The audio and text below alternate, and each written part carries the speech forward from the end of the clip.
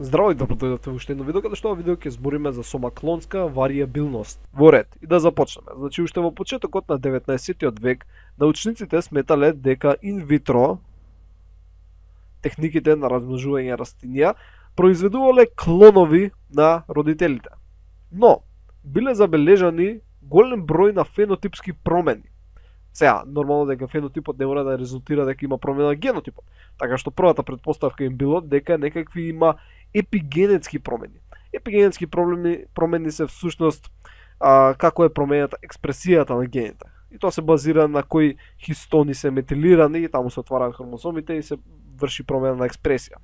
Така само ќе пишеме промена на експресија. Значи си го имале истиот генетски материјал, да, стварно биле клонови, али најверојатно имало некакви си епигенетски промени кои доведувале до друг фенотип. Но исто така забележале дека во инвитро растенијата настанале и генетски промени. Значи не биле само епигенетски, него имало и генетски промени. И овие главно можеме да ги поделиме на спонтани и индуцирани. Спонтани се настануваат спонтано поради самите процеси на репликација на клетките, но има и индуцирани кои може да бидат од некакви си мутагени агенси. Во ред. Сега, главно сметале дека генетските промени настануваат спонтаните генетски промени поради процесот на дедиференцијација. Дали кога развиваме некој растение, може тоа да го правиме индиректно или преку калус. А за да добиеш калус, треба да добиеш преку дедиференцијација на клетки. И сметале дека при овие процеси се јавуваат повеќе спонтани генетски промени. Бидејќи сепак има голема клеточна машинерија која е вклучена во истите.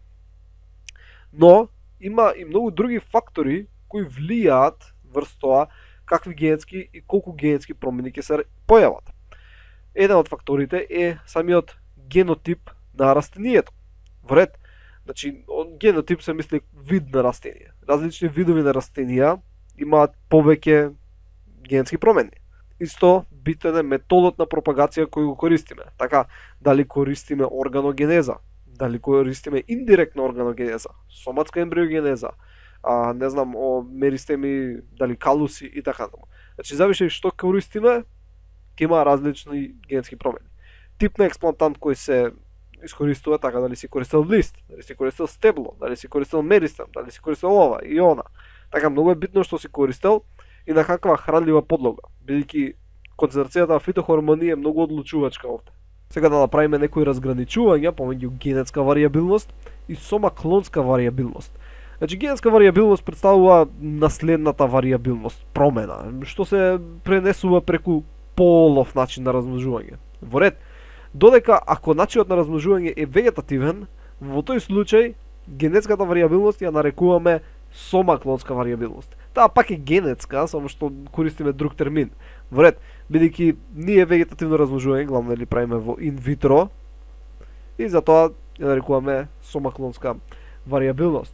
И најчесто промените кои се во сомаклонска варијабилност се од епигенетска природа, бидејќи видите епигенетските промени најчесто не се пренесуваат преку полов начин. Може да се пренесат, немаме доволно сознанија, маце епигенетиката се уште не е добро развиена, но епигенетските промени ќе речеме дека не се пренесуваат полово, али ние во инвитро работиме со вегетативно. Така што во инвитро и епигенетските промени се од многу големо значење. Ајде сега да видиме кои методи во инвитро култура најмногу допринесуваат за добивање на регенерирани растенија со различен фенотип. Значи, прво е работа, односно користење методи за добивање на virus-free plants. Во ред, исто така и за добивање на калуси. Значи, овие два метода бараат добивање на недиференцирани клетки, така virus-free plants беше преку култура меристеми, калуси исто така беше метод кај што имавме дедиференцирање, па добиваш калус, па од калусот можеш понатаму да повторно диференцираш одредени органи, но сепак тие се доста метаболички напорни процеси за клетките. Во ред, значи може да се случат доста промени, кои ќе бидат главно од епигенетска природа. Второ е фитохормоните. Значи фитохормоните можат стварно да направат удоволници белја, значи може да направат многу епигенетски промени кај клетките. Нормално зависи кој сооднос го користиме, кај кои ткива, кај кои експлантанти, да. Трето е микроклиматски услови. Значи во зависност каква е средината во самиот сад, дали кај што е културата, во смисол колкава е температурата, така колкава е влажност. Во ред колку е интензитет на светлина, колку е фотопериод и некои други работи кои можат да влијаат врз самата морфологија, осно физиологија на растението. Четврто, местоположбата на експлантантот. Така, мислам, кој е експлантантот и како е поставен во самиот сад. Ред, дали е поставен како што треба биде, поларно, така, дали е со вентралната страна листот поставен и други работи. Значи има доста работи кои може да во инвитро култура да предизвикаат фенотипски промени кај растенијата.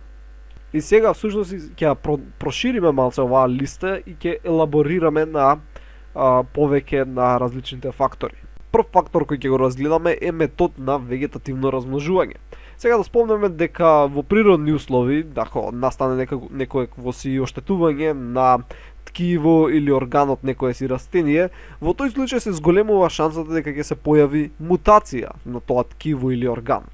Сега кога работиме во инвитро и сакаме да регенерираме одредено растение, ако користиме нодии и аксиларни пупки кои се по генетски стабилни експлантанти, имаме поголема шанса дека ќе нема мутации, така или помалку мутации. А ако користиме адвентивни пупки и соматска ембриогенеза за да регенерираме растенија, во тој случај имаме повеќе мутации. Или пак поголема шанса за да има некакви си лоши мутации. А мутациите кои се јавуваат ако користиме адвентивни пупки, главно зависат од дали на пример користиме поедини клетки за добивање на адвентивни пупки или пак користиме цело ткиво. Во ред, ако користиме поедини клетки, нормално ќе се појават повеќе мутации. Ако користиме ткиво, ќе имаме помалце мутации. Дали користиме химерни растенија? Зависи од генотипот на растенијата, односно од видот на растенијата. Така некои растенија имаат повеќе мутации, некои имаат помалку. Во ред, зависи кој метод на регенерација ќе го користиме понатаму. Дали ќе користиме калусни ткива, дали ќе користиме соматска ембриогенеза. Значи има различни фактори кои влијаат, односно одлуки кои можеме да ги направиме, кои влијаат врз тоа колку мутации ќе добиеме. Нормално една од најважните кои спомнавме претходно е методот кој ќе го користиме. Така, дали ќе користиме калуси, дали ќе користиме протопласти, дали ќе користиме, не знам, клеточна суспензија, се тоа влие. Нели, ако користиме калуси и протопласти имаме многу поголема шанса дека ќе добиеме мутации. Бидејќи самите калуси имаат многу полиплоидни клетки, анеуплоидни клетки и така натаму. Но најчесто само диплоидните успеваат, така што на некој начин таму се отстранува се отстрануваат мутациите, но сепак да успеваат некои, така што добиваме растенија кои имаат мутации кога користиме калуси. Но не мора да значи дека тоа ќе бидат штетни мутации. Не е тоа секогаш штетно, може да има некоја добра карактеристика да произлезе, па во тој случај ќе биде и добро. Следен фактор се регулаторите на раст. Прилично беше очигледно дека ќе ги спомнеме кога тогаш и тие нормално дека ќе влијаат врз појавата на мутации, бидејќи голем дел од нив го променуваат клеточниот метаболизам, влијаат на клеточниот метаболизам, нели забрзуваат клеточна делба и слично, особено од цитокините и ауксините. Во ред, значи може да зголемат појавата на мутации. Следно нешто е тип на експлантант, односно тип на почетен експлантант.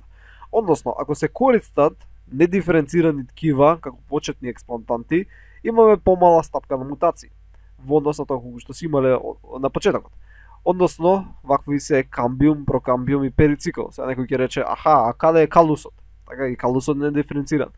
Али мора да запамтите дека калусот го добиваме од почетен диференциран. Така, значи ти започнуваш првен со некој лист или нешто кој го оштетуваш, па тој претрпува процес на дедиференцијација, па добиваш недиференцирано. Али ако започнеш директно со недиференцирано, така ако би започнал со камбиум, прокамбиум или перицикл, во тој случај би имал помала стапка на мутација. А ако започнеш со диференцирани, како например лист, така нодија и така натаму, ќе имаш поголема стапка на мутација. Во ред, сега идеме на број на субкултивирања. Значи, што повеќе се субкултивира одредена култура, повеќе мутации ќе се појавуваат. Во ред, а и ова е корелирано, односно поврзано со регенеративната моќ, така капацитет на растенијето. Што повеќе мутации, толку помала регенеративна моќ. Сега, ова не е секогаш случајот, постојат некои растенија каде што бројот на мутации не им влијае врз колку тие може да се регенерираат, но најчесто влијае. И бројот на субкултивирања влијае прилично драстично.